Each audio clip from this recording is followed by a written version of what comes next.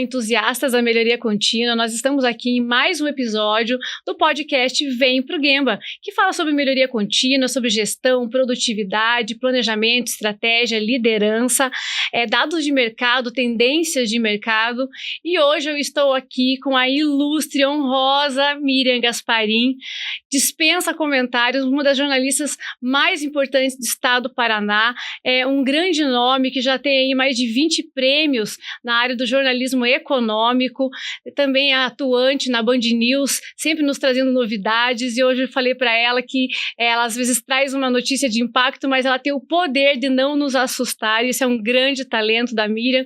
Eu estou emocionada de tê-la aqui, eu sou da área de comunicação social, né? Há muitos anos estou na área de gestão, de consultoria, junto ao Gemba Group, mas o meu berço é na comunicação social. Eu também já trabalhei na TV, já trabalhei com produção, e o nome dela sempre esteve permeando todos os meios de comunicação pelos quais eu já passei. A Miriam tem um histórico fantástico, tem com certeza as dezenas de jornalistas que estão hoje nas nossas televisões, nos nossos jornais, nas nossas rádios, foram treinados, foram educados por essa mulher fantástica, que compartilhou todo o conhecimento, todo o talento dela, né, com os profissionais que optaram pela área de comunicação e hoje estão aí à frente, né, dos nossos meios de comunicação, trazendo o que tem de melhor das notícias, trazendo o que tem de melhor da comunicação no Paraná, e reforço, né, centenas e centenas são pessoas que tiveram êxitos, estão numa carreira brilhante e tiveram aí a escola da Miriam Gasparin. Miriam, um prazer enorme tê-la aqui no nosso podcast, uma honra você ter aceitado o nosso convite. Nós sabemos a sua agenda, tanto de palestras que você dá, você tem a rádio, você tem a faculdade, né, você tem tantos compromissos aí no seu dia a dia, e no final do ano, pegar você em dezembro e conseguir trazer você aqui para o nosso episódio é uma honra. Eu sou muito grata aí por esse tempo que você se dedicou a vir aqui conversar com a gente. Eu é que agradeço estar presente aqui, e é uma honra também poder participar desse podcast e poder falar um pouquinho sobre os desafios das empresas, os desafios econômicos. Afinal de contas, estou 50 anos trabalhando nos meios econômicos e já pude vivenciar crises, mas também pude vivenciar um país que está crescendo, se desenvolvendo, e que se ele está se desenvolvendo é em função da classe empresarial que continua apostando no nosso país. E é desafiador, né? Porque o empresário no Brasil deveria se chamar não empresário, né? Deveria se chamar herói, porque os desafios são de todas natureza, né? É cultural, é econômico, é social, é político, é geográfico, porque o nosso país é muito grande, né? Então temos obviamente isso a favor em alguns pontos, mas também torna-se muito mais desafiador, né? Trabalhar num país tão grande, tão multicultural, e realmente os empresários, eles acabam sendo muito, muito, muito antifrágeis durante as crises e mudança de governo, e tudo que tem acontecido, porque o nosso país não é um país estável, né, Miriam? É um país de sobressaltos, mas é o que eu sempre digo: governos passam, as empresas permanecem. E as empresas precisam de empresários otimistas, que amem suas empresas, que lutem pelos empregos que eles proporcionam, porque somente empresas que empregam vão gerar a riqueza que o nosso país tanto precisa para poder crescer, se desenvolver. Então, é fundamental que haja essa parceria, empresários e também trabalhadores, né? Porque só a empresa, sem os funcionários, ela não produz nada. Você pode ter máquinas hoje muito inteligentes, mas por trás de uma máquina também precisa da inteligência humana. Por mais automatizada que seja, né? Inclusive, eu fiz uma reportagem sobre inovação no começo deste ano, e falando com uma empresa de cosméticos e perguntando sobre a aplicabilidade da inteligência artificial na própria indústria. E o diretor da empresa, ele me explicou: olha, nós fabricamos um perfume 100% inteligência artificial e jogamos no mercado. esse perfume faltava algo, nós sentimos que faltava algo. Sim. E descobrimos, retornamos com ele e fomos pesquisar o que estava acontecendo. E faltava o dedo humano. Então foi dado um toque, o perfumista deu um toque à fórmula elaborada pela inteligência artificial. Esse mesmo perfume foi lançado no mercado e foi aprovado. Ou seja, a inteligência artificial, ela é sensacional, mas ela vai fazer com que as empresas, as próprias indústrias, sejam mais competitivas, mais rápidas, economizem, mas ela vai precisar sempre de um toque humano. Então, sempre o ser humano é fundamental. Você pode ter a melhor máquina, a melhor fórmula, mas tem que ter o dedo humano. É incrível isso que você falou, porque isso vem de frente totalmente ao nosso propósito, né? Eu estou no Cogemba Group há 16 anos e há mais de 10 anos no meu LinkedIn tem uma frase e eu sempre conto que às vezes eu tento mudar a frase. Eu falo, vou dar uma renovada aqui no meu perfil do LinkedIn, tento reescrever outra coisa, eu não consigo. Quando eu vejo, eu vou lá e cancelo, editar e fica a mesma coisa. Porque é o propósito do nosso negócio. Ele começa e ele termina nas pessoas. Então, eu sempre abro as palestras falando que o nosso propósito é capacitar pessoas para transformar as empresas melhores, melhoram a economia, uma economia saudável impacta a sociedade e uma sociedade boa impacta a vida das pessoas. Então, o nosso propósito como Gemba Group, capacitando e transformando, ele começa e termina no ser humano. Não é apenas para poder melhorar a performance de uma máquina, de um processo produtivo, do resultado financeiro de uma empresa, porque quando a gente capacita uma pessoa, e ela vai fazer a melhoria e ela está no ambiente de trabalho produzindo melhor, se sentindo respeitada, se sentindo valorizada, vendo que ela está agregando naquele negócio, ela vê que ela tem um papel no mundo, ela consegue se colocar no mundo de uma forma com autorrespeito, com autovalorização e com entendimento, né, do valor que ela tem. Então, você vê um perfume, inteligência artificial, uma automação, uma fábrica toda automatizada, ela vai precisar, no mínimo, pelo menos, de alguns colaboradores absolutamente capacitados para poder apertar um botão, para fazer uma manutenção, para saber a hora de parar, para saber a hora de olhar para o resultado daquela performance, daquela máquina. Então, isso não tem como dizer que vai substituir. Pode ser que, sei lá, talvez a gente nem veja isso muito para frente, um futuro tão próximo, não sei, mas é impossível que o ser humano deixe de estar em primeiro lugar. É isso mesmo. Né? Bom, falando um pouquinho desse cenário, eu estive com você há algumas semanas, né, no último encontro do Comitê de Governança do Metal Mecânico, promovido pelo Sebrae, e você estava falando, né, finalzinho de ano, você estava falando sobre as tendências para 2025, e vamos abrir esse ano, 2025, então, falando do que tem de melhor, porque você trouxe, assim, uma análise, né, da situação histórica de Brasil, uma análise de situação atual de Brasil, mas também, né, a perspectiva do que os empresários, vamos focar um pouco mais na indústria, né, que esse tema aí é muito importante, é o setor que mais está capacitado, tem condições de promover uma grande revolução de econômica no nosso país. O que a gente pode esperar? O que as empresas, o que os industriais, os profissionais que atuam na indústria podem esperar de 2025? Olha, eu posso dizer que vai ser um ano bom, mas também vai ser um ano de muita cautela. Se a gente analisar 2024 foi uma surpresa, não se esperava um crescimento tão grande quanto esse que estamos verificando agora. Por exemplo, começamos o primeiro trimestre com crescimento, mas a previsão é de que nós iríamos crescer 2,3%. E isso já era muito bom, porque nós estamos crescendo há 5 anos consecutivos. Então, numa economia, né, nós caímos no primeiro ano da pandemia, que foi como todo mundo caiu. Inevitável. Mas reagiu mais do que se esperava. Então, a gente pensava, os grandes economistas, os bancos, projetavam um crescimento de 2,3. Vamos terminar o ano com um crescimento de 3,2, ou seja, os números se inverteram. Sim. Então, não se esperava um crescimento tão grande. Para a gente chegar ao que vai acontecer em 2025, vamos ver o que sucedeu em 2024. Por que nós crescemos?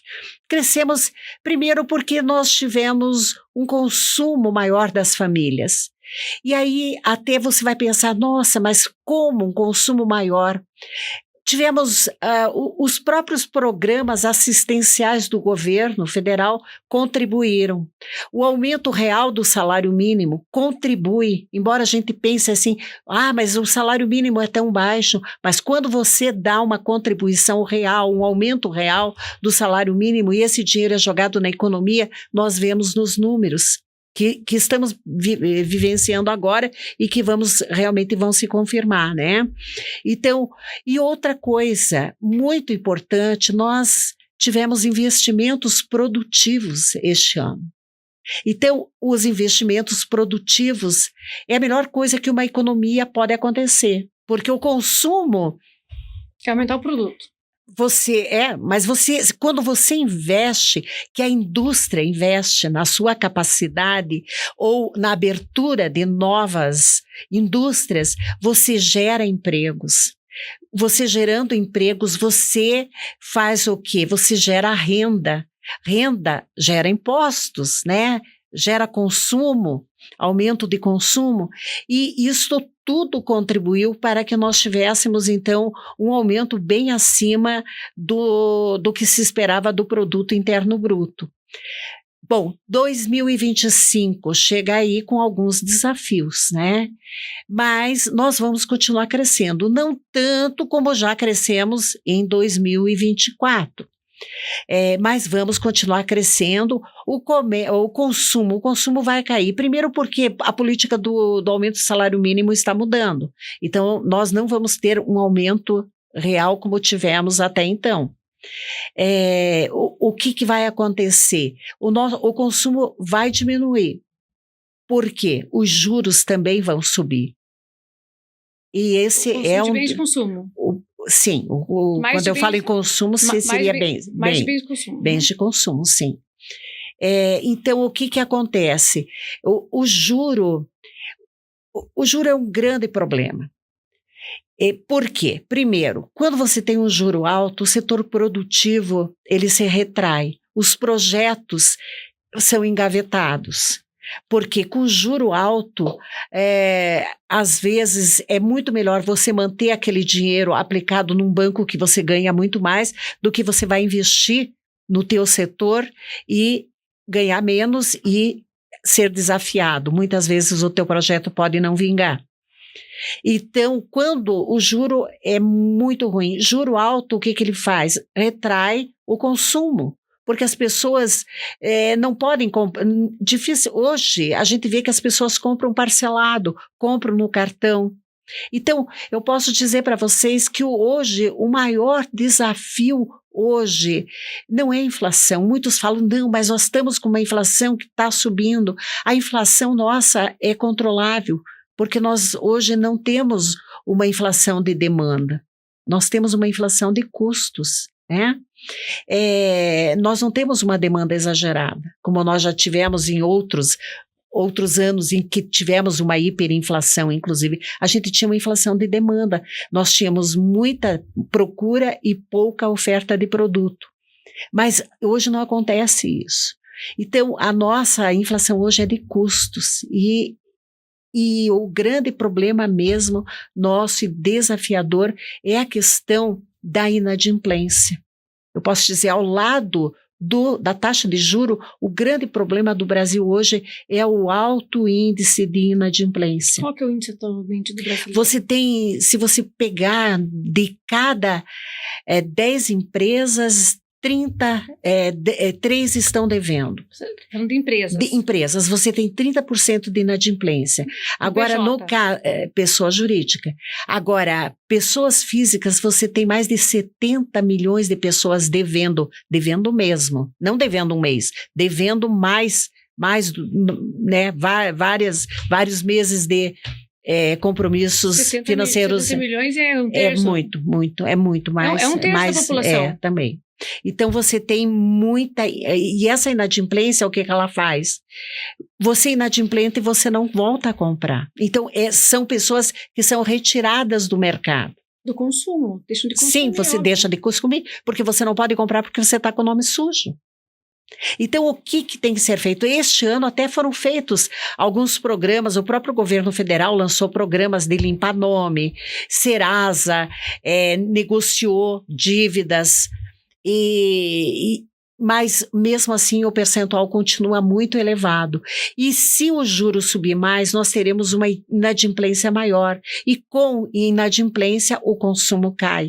Então, esse é um dos grandes desafios. O consumo é também um impulsionador da produção industrial. Se você não tem consumo, você não produz. Lógico, sim. Você não produzindo, você não vende para o comércio não vende para o consumidor. Sim. Miriam, mas o que o governo está fazendo? Existe a população em si, vamos falar de pessoa física, mas também vamos falar das empresas. Tá vindo algum plano? Você está sabendo de algum plano, alguma coisa, que está vindo algum planejamento que o governo está planejando para poder fazer com que nosso 2025 retome esse consumo, as pessoas se desendividem, a inadimplência caia? Existe alguma estratégia? Aí começa, é a velha história, né? O governo é o grande devedor e não corta seus gastos. Porque a pessoa, ela sempre tem que olhar pelo seguinte: quanto eu ganho e quanto eu posso gastar. O governo, desde já faz errado. Sempre, o governo trabalha com seu déficit de caixa, ele sempre gasta mais do que arrecada. E isso vem se sucedendo, é crônico. É crônico. O que se anunciou agora? Um pacote de redução de gastos, mas é um pacote muito medíocre, eu vou dizer, porque você não diz que o governo está gastando menos. Pelo pacote que se apresenta, ele vai, por exemplo, o quê? Não, vamos agora reduzir, quem ganha até 5 mil reais não vai pagar imposto. Por outro lado, o governo vai deixar de arrecadar aqui, mas ele vai começar a cobrar daqueles que ganham mais. Aonde está o corte de gastos? Sim. Tá? E esse é um exemplo muito simples, tá? Só que o ano que vem esse seria o ano ideal para você fazer grandes medidas. Por quê? Ano que vem não é um ano eleitoral. E o governo, ele depende do quê? Ele trabalha em função de anos eleitorais, da própria política. Porque se ele quer se eleger, um ano que é eleitoral, ele não pode fazer nada. Este ano, por exemplo, foi um ano eleitoral. Quais foram as medidas? Quando que foi soltado o pacote? Uma semana depois das eleições. Ou 2 semanas depois do resultado das eleições. Sim. Certo? Não antes, e é um pacote muito simples. Ano que vem nós não temos eleições, né, de forma alguma, não temos municipal, sim, não temos para estado, sim, e nem para governo federal.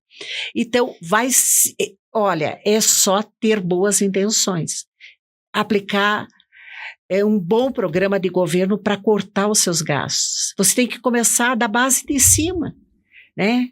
Uma empresa, quando ela não está tendo lucro quando ela quer, o que ela faz? Ela corta gastos. Reduz custos. Reduz os seus custos. Corta as despesas. Sim. E a gente nunca viu isso da parte do governo, certo? Então, está na hora de fazer isso também, fazer a sua parte. Sim. Porque gasto do governo gera inflação, é mais dinheiro que ele coloca no mercado, mais dinheiro também é inflação. E é uma coisa curiosa, porque é um interesse um jogo de interesse, de poder, e também um egoísmo da porta para dentro, né, do que diz respeito ao governo, porque se cortamos gastos, vamos fazer um raciocínio aqui, se cortamos gastos, os gastos públicos, né, a gente dá uma enxugada, e tem muito espaço para isso, né, sobra mais recurso para trabalhar com os programas para desendividar empresário brasileiro que sofreu com a economia, e com isso o brasileiro volta a consumir, volta-se novamente a máquina econômica a funcionar. Sim. Mas precisa ter, obviamente, uma iniciativa, uma força de vontade para que isso aconteça. O que o empresário também, ao longo de todas essas minhas 5 décadas, né, que eu trabalho com economia, o que acontece? Sempre foi a queixa que o Brasil é um dos países que mais tributa, seja a empresa, seja as pessoas físicas. E é verdade, o Brasil sempre cobrou muitos impostos. Bom, empresários sempre pediram, precisamos de uma reforma tributária. O que eu digo para vocês é o seguinte, ao longo de todos esses anos, a gente viu remendos, reforma tributária não. Bom, agora foi aprovada uma reforma tributária, certo? Porém, este ano se esperava que essa reforma fosse regulamentada. Por quê? Vai ser uma reforma que ela vai ser aplicada em 10 anos. Então, é muito tempo para começar a surtir efeito. Certo? Então, novamente, você tem uma reforma, porém, não há uma regulamentação da reforma. Daí diz, a indústria vai pagar menos, mas o setor de serviços vai pagar mais, que pagava menos vai pagar mais. Quando você tem a reforma tributária, o que ela fez? Quando ela foi aprovada, ela provocou um certo otimismo nos investimentos. Porque, pelo menos, principalmente empresas de fora do Brasil, elas passaram a olhar o Brasil com uma outra percepção. Porque, até então, hoje você tem que ter muitas pessoas só para fazer o cálculo de impostos, a parte tributária que uma empresa é muito grande. Você tem que contar com uma equipe muito grande para poder administrar a parte tributária da empresa. É uma estrutura pesada. Muito pesada. Então, essa reforma tributária que foi anunciada, pelo menos ela já fez com que os empresários internacionais olhassem com outros olhos para investir aqui no Brasil. Isso foi muito positivo. E deve atrair, mas principalmente quando se fala que a indústria, principalmente porque geralmente os investimentos mais altos vêm da onde? Do setor industrial. Sim. Né? Existe essa aonde vem o maior número de empregos é gerado aonde? Também, né? O setor industrial é um dos grandes geradores de emprego. Então, quando você tem uma tributação melhor definida, isso vai fazer também com que a própria indústria invista mais na sua empresa, certo? Haja investimentos de fora. Agora, é preciso o quê? É preciso também você olhar para a parte de juros. O juro alto não atrai investimento. Muito pelo contrário. Sim. Ainda quando a gente vai falar sobre desafios, nós vamos ter muito protecionismo, se espera para o ano de 2025. O próprio Trump, né, que assume o ano que vem, o governo dos Estados Unidos, ele já durante a campanha, ele já pregava um governo protecionista. Se a gente pensar da seguinte forma, bom, o que ele vai fazer? Ele vai proteger os produtos do seu país e ele vai sobretaxar os produtos que viram de fora. Os Estados Unidos hoje, eles são o segundo maior comprador de produtos brasileiros. Então, o nosso exportador, por um lado, ele vai pagar mais para poder vender. Ele vai ter o produto dele com uma taxação maior. Mas, por outro lado, a gente tem que considerar o quê? Essa proteção, esse protecionismo dos Estados Unidos, ele vai provocar o quê? A alta do dólar, que já começou. Sim. Então, por um lado, o exportador brasileiro, ele vai ser beneficiado pela alta do dólar. Então, aquela parte que ele vai pagar sobre taxação, ele vai ter uma compensação quando ele trocar os dólares pelo real, que ele vai ganhar mais. Sempre tem os dois lados, né? Sempre tem os dois lados. Outro lado, os Estados Unidos vão sobretaxar muito o produto chinês. E com isso, o Brasil também vai ganhar. Lógico, porque ganha espaço, lógico. Vai ganhar mais espaço, porque Sim. o americano talvez compre mais produtos do Brasil. Sim. Vai substituindo o produto da China. Ou seja, nós podemos ser surpreendidos com o governo Trump. Sim. Com os movimentos Sim. e as decisões dele. Agora, por outro lado, né, dólar mais alto significa o quê? Importações mais caras. Sim. O exportador ganha, mas o importador não. Vai ser uma mão inversa dessa vez. Daí aí vem as consequências, né, que nem eu te digo. E quais as consequências? Nós importamos muitos componentes. Dólar mais alto, você vai comprar insumos e outros componentes mais caros. Se você compra insumos, você vai... essa alta vai ser repassada para o consumidor final, certamente. Outra coisa, dólar mais alto representa o quê? As commodities, né? Elas são todas cotadas em dólar. Os produtos, então a maioria hoje dos produtos são cotados em dólar. Então, nós teremos uma alta nos produtos. Alta nos produtos significa o quê? Uma inflação maior. Então, tudo isso vai ter que ser gerenciado. As próprias empresas também vão ter que gerenciar. Por outro lado, se você vender muito caro, você não vende. Né? Você colocar teu produto num preço muito alto, você não vende. Então, para tudo você vai ter que se programar, gerenciar para poder sobreviver. Então, são coisas que têm que ser planejadas desde já, e isso vai acontecer. Sim, olhando para esse cenário, não só da alta do dólar, que favorece um lado e desfavorece o outro, mas também com esse protecionismo que pode vir a ser um benefício para o brasileiro, também, né? No que diz respeito às decisões de Trump. Claro. Eu vi ali, fui convidada para uma palestra, não pude participar, mas era exatamente sobre isso. Quais são os efeitos das decisões, né, do governo Trump, né, no comércio brasileiro, né, nas negociações que envolve as exportações. E trazendo você agora essa análise, ficou muito claro para mim o que eles iriam trazer, né, em termos de análise, faz todo sentido. E como tudo, né, tem seu ponto fraco, seu ponto forte, tudo na vida tem um lado que ganha, um lado que perde, e quem sabe pode parecer para nós uma coisa ruim, mas lá na frente, né, pode ser uma coisa boa também. Para o nosso agricultor, por exemplo, né? Nós somos grandes produtores de soja, de milho, de trigo, no caso específico do Paraná. O Paraná vai ser beneficiado, a alta do dólar vai beneficiar o preço das commodities. Então, a agricultura vai ser beneficiada. O Paraná é considerado o supermercado do mundo, né? Sim.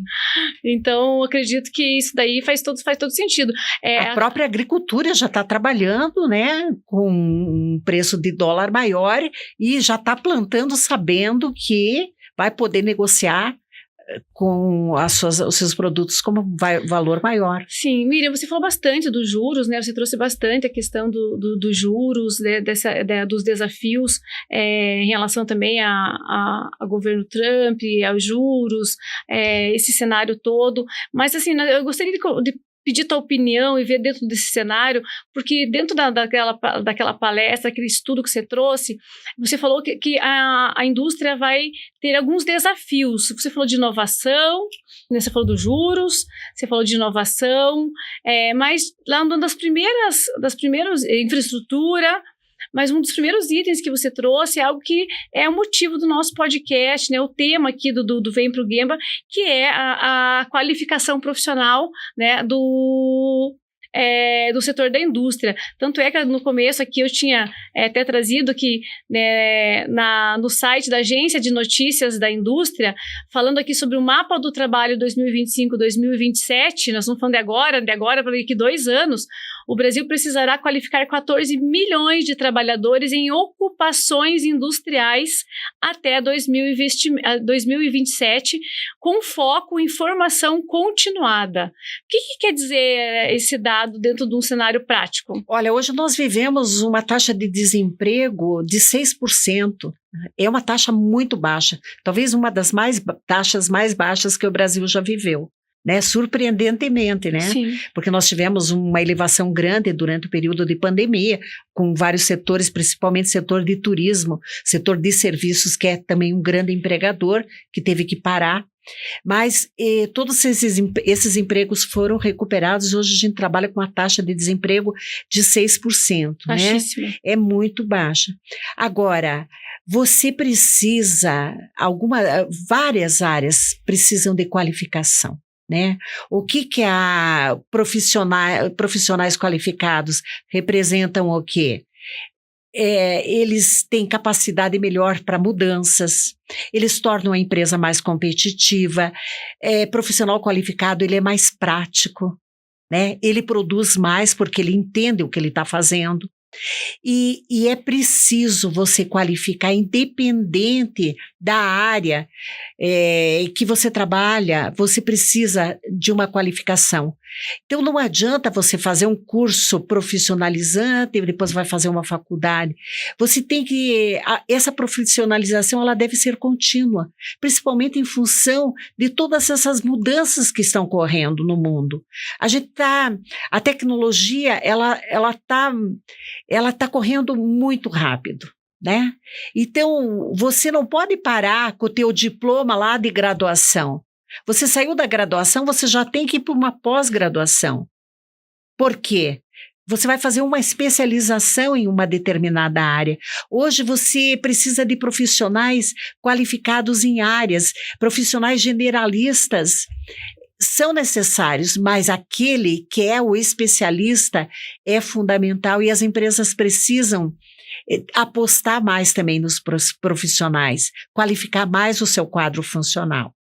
Porque às vezes tem uma questão cultural, né? Uma questão cultural do país, dos trabalhadores, em relação à busca pela capacitação. Uhum. Isso vem lá do ensino fundamental, né? Do ensino básico, da qualidade do nosso ensino básico, que acaba reverberando depois num modelo mental, num aculturamento desse profissional em relação a estudar de forma continuada.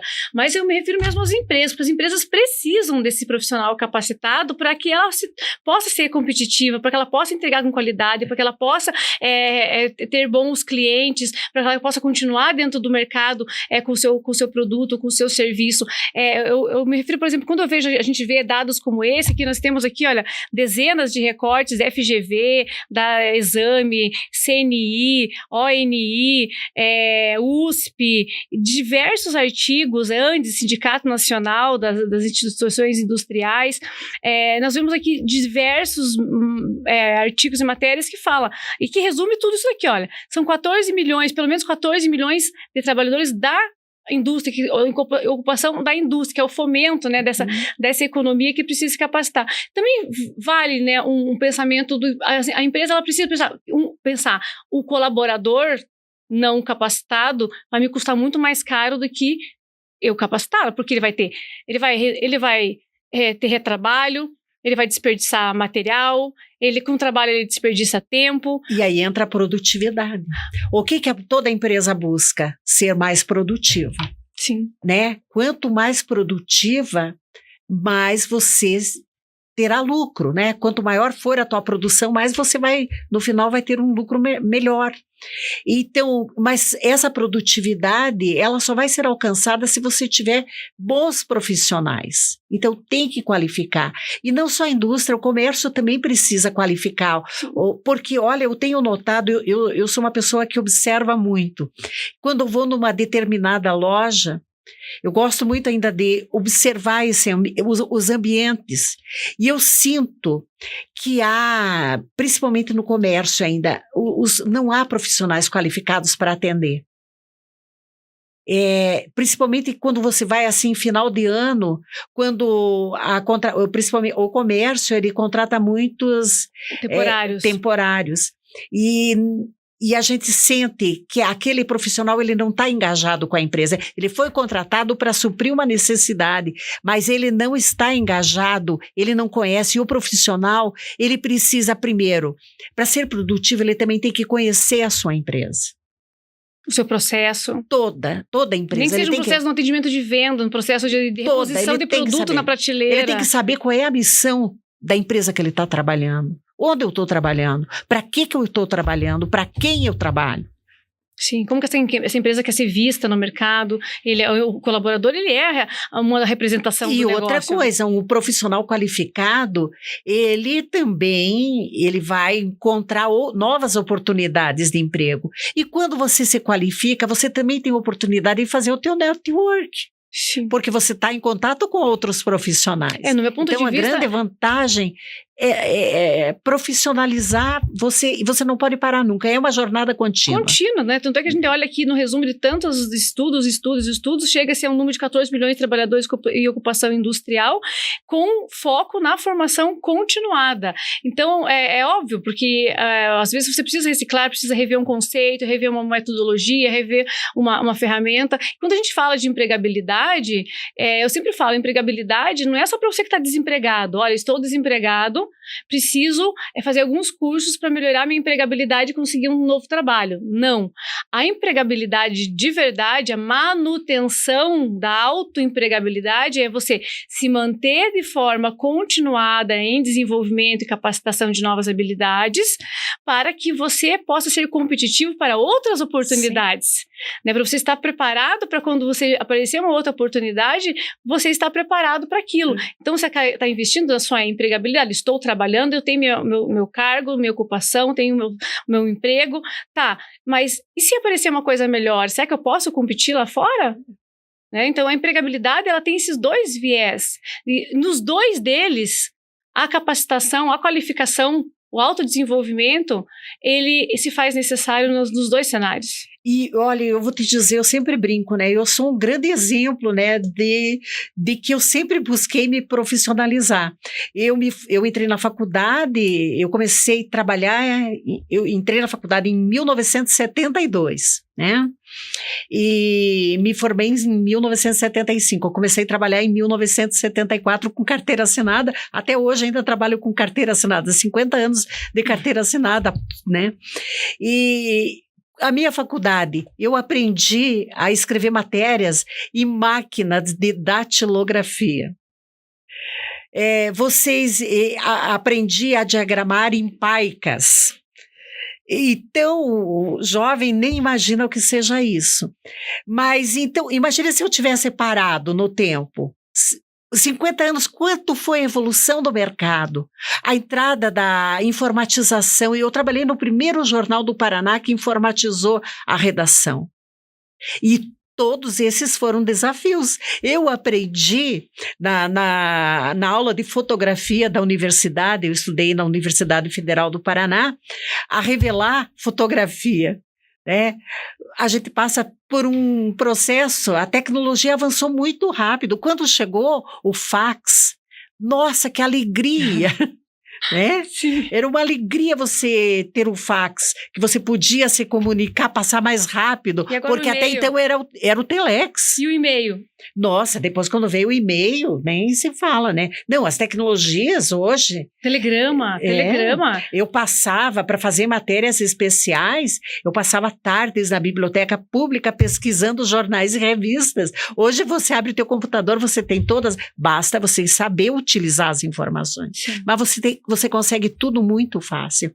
E essa forma fácil, talvez, de se conseguir, faz com que as pessoas, talvez, relaxem um pouco. A gente teve que crescer, aprender. Por exemplo, eu que aprendi numa máquina de escrever, quando saíram os sites na internet, eu fui uma das primeiras a trabalhar em portais e sites. Aqui no Paraná. Abri o site, eu fui convidada a trabalhar e fui uma das primeiras também a trabalhar.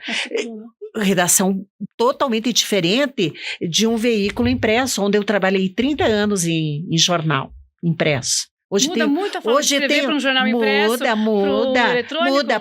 Por quê? No jornal impresso eu ainda sinto o cheiro, eu sinto saudades do cheiro da tinta do jornal, do preto das mãos, da tinta. Eu tenho muita saudade. Porque o cheiro O jornal, e eu sempre digo o seguinte, né?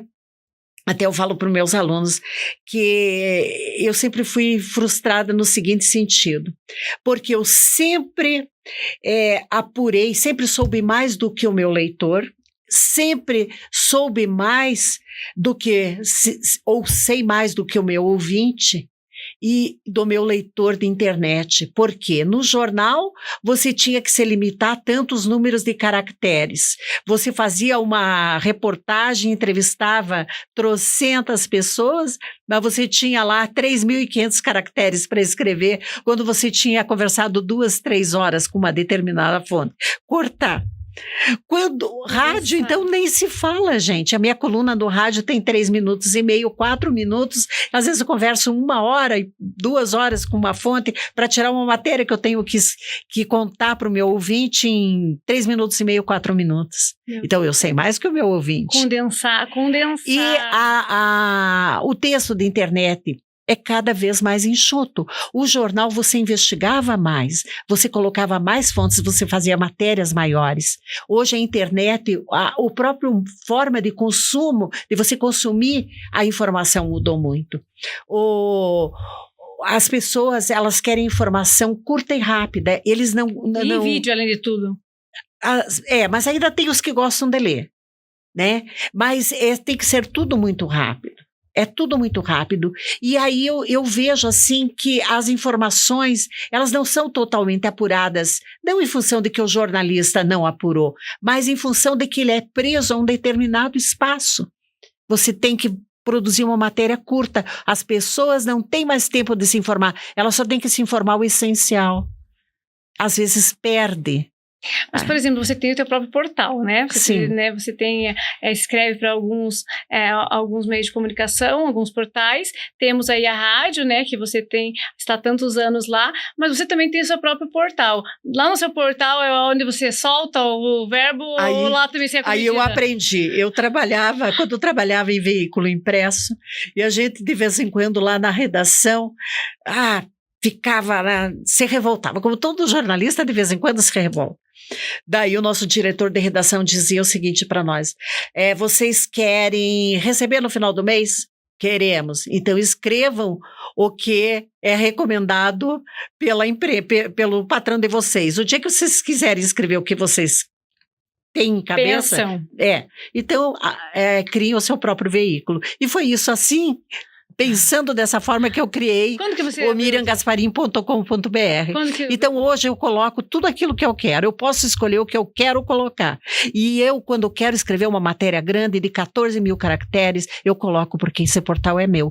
E eu acho que se eu coloquei tanta informação é porque essa informação é importante. Sim. Sim, esse é o... Eu sempre vou encontrar alguém que vai querer uma informação completa e não apenas aqueles uma informação completa. 800 caracteres, 700 caracteres. Porque ele aquilo e fica no vácuo. E daí?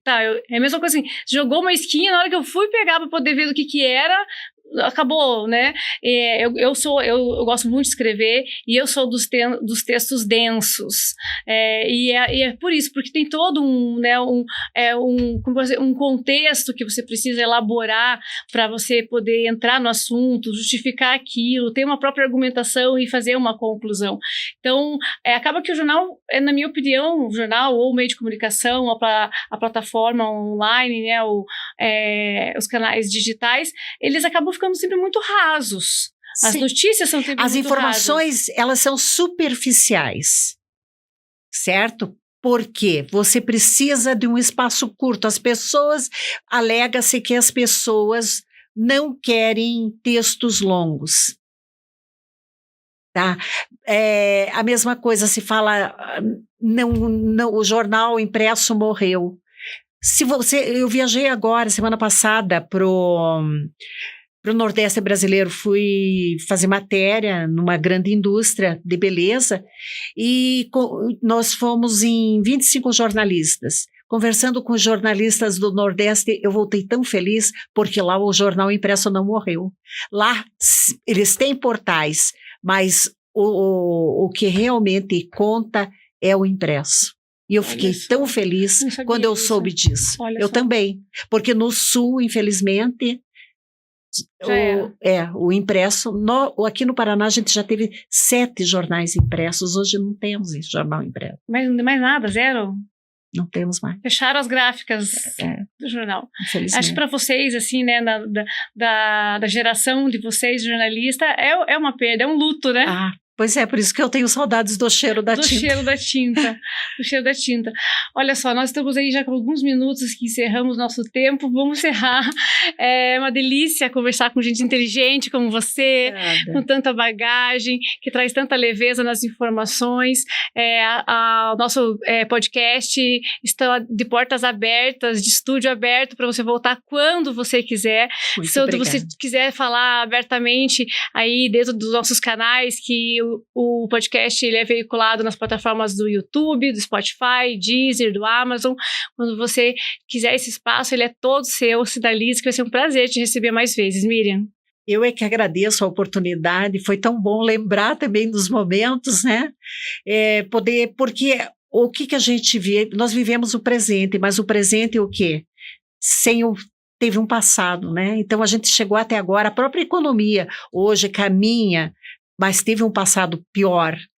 Temos desafios pela frente, que isso é importante, né? E eu só queria concluir que a gente pode esperar um 2025 bom e trabalhar sempre com otimismo.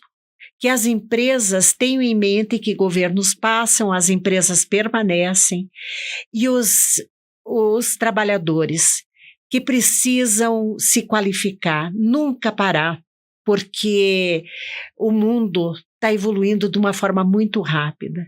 Então, se você conquistou um diploma hoje, pense qual é o próximo amanhã. Obrigada pelo teu tempo, por ter vindo colaborar. Espero ver você mais vezes aqui no nosso espaço. Parabéns pela sua trajetória.